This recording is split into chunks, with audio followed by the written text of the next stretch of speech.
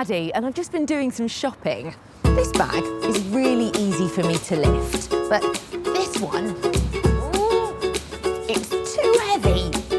There are lots of heavy things that we can't lift, like a shopping trolley full of food, a motorbike, or a big pile of bricks.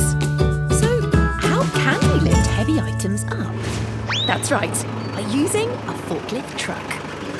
Forklift trucks are used to lift really bulky, heavy things. But do you know how a forklift truck works? Let's find out. How does it work? Forklift truck. To find out how a forklift truck works, I've come here to a warehouse.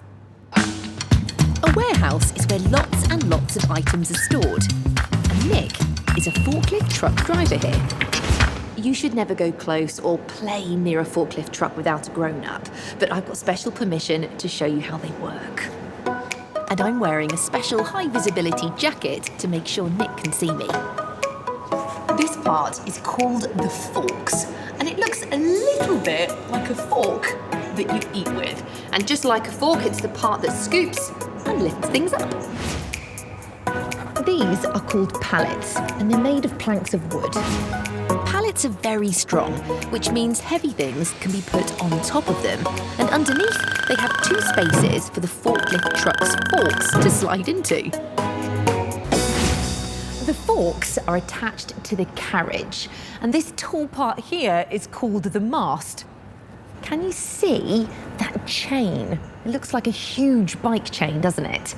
Well, that's called the mast chain, and it lifts the forks and the carriage up and down. But how does a forklift this size lift really heavy things all the way up there without tipping over?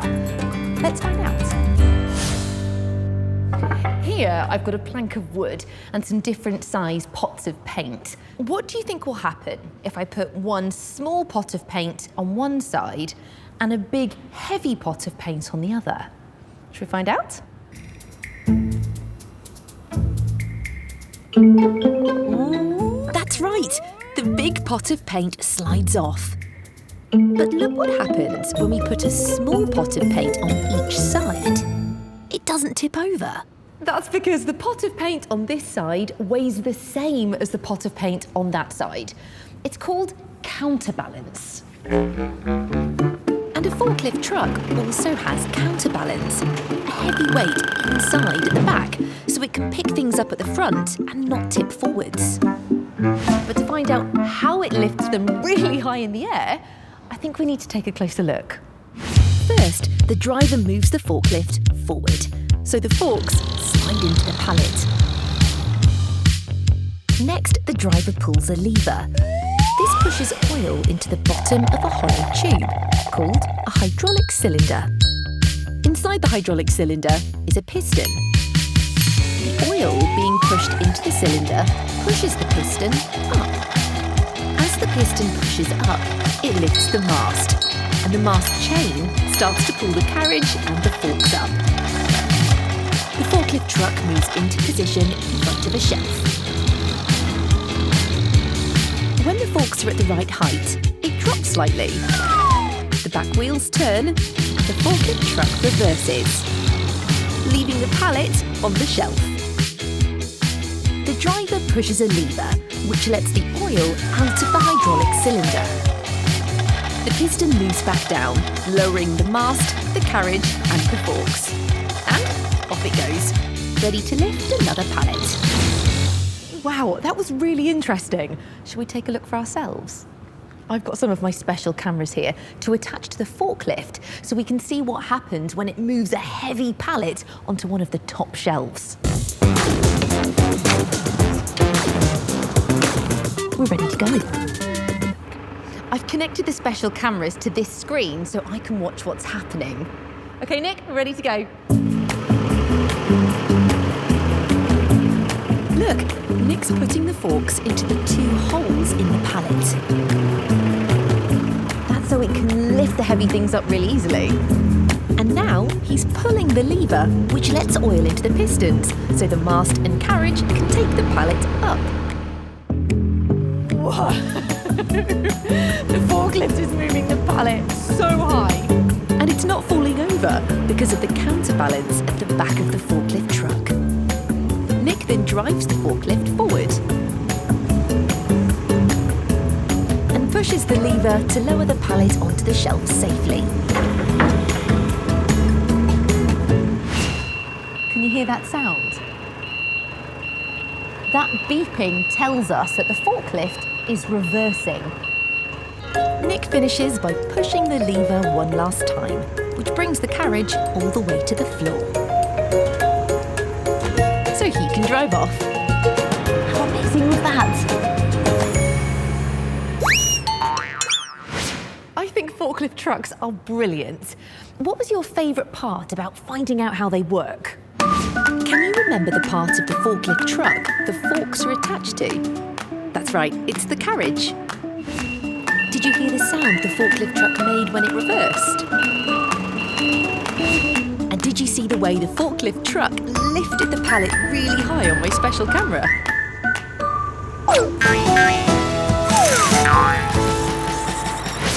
Forklifts are great for lifting really heavy things, like boxes of fruit. Here, I've got a box of apples. What's your favourite fruit? I love grapes, and I love these too, raisins. But did you know that raisins are just grapes that have been dried? There are lots of different types of dried fruit, like bananas, apricots, and even pineapples. But do you know how dried fruit is made? Let's find out. How is it made? Dried fruit. Dried fruit is made here, on a farm.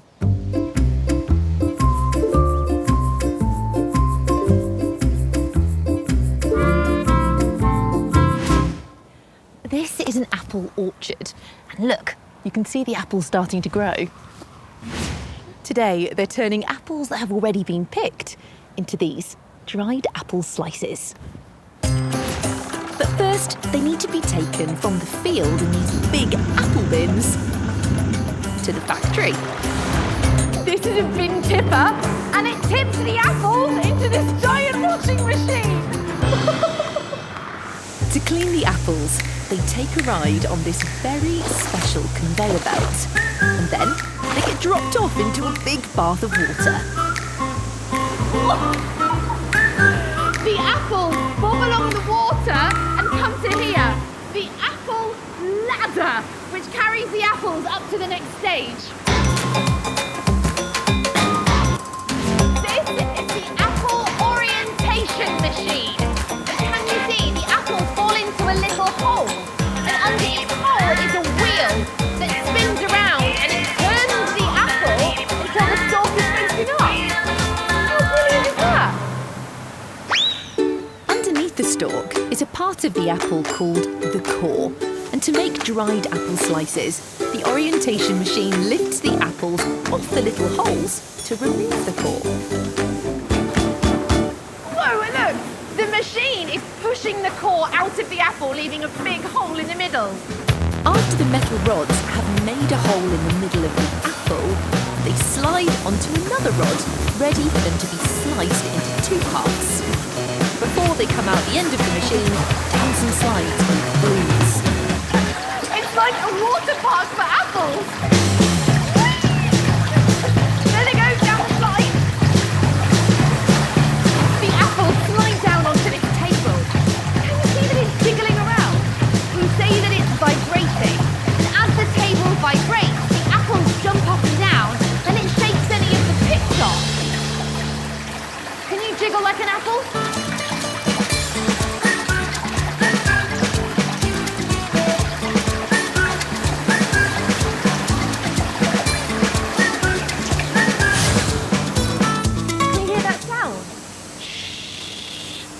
That is the sound of jets of air blasting water off the apple half.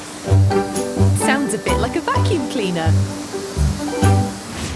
Now the apples need to be sliced. This is a slicing machine, and inside there are 8 really sharp blades that cut the apples into thin slices like this. This machine cuts 8,000 apple slices a minute. So to see how it works, I'm going to use one of my special cameras. This is my special slow motion camera. It lets us film things that happen really quickly, but watch them back slower. Look, the drum is spinning the apple pieces around really quickly.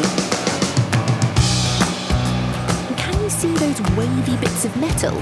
They're the blades that chop the apple pieces into slices. But where have they all gone? Oh, there they are. Look at all those apple slices. Our apples are the right size and shape now, aren't they? But they're still moist and a little bit bendy. Apples are really juicy because they've got lots of water inside them. If I squeeze this apple slice, can you see all of that juicy water coming out? But to make apple slices, we want them to be dry and crispy, so we have to take the water out. It's called dehydration. And it happens inside this machine. It's called a dehydrator. Look how big it is. It's 14 meters long. Inside, the dehydrator machine blows hot air onto the apple slices for 12 hours. Off they go. The machine blows away all the water. It's a bit like a really big hairdryer. When the apples come out, they look a little bit different. They're smaller and shriveled up. That's because the water that was inside has gone. And now the apple slices are dry and crispy. Dried apple slices are then put onto another conveyor belt and are carried up to the packing machine, which drops the right amount of apple slices into each packet before they're sealed. It's like a bee, isn't it?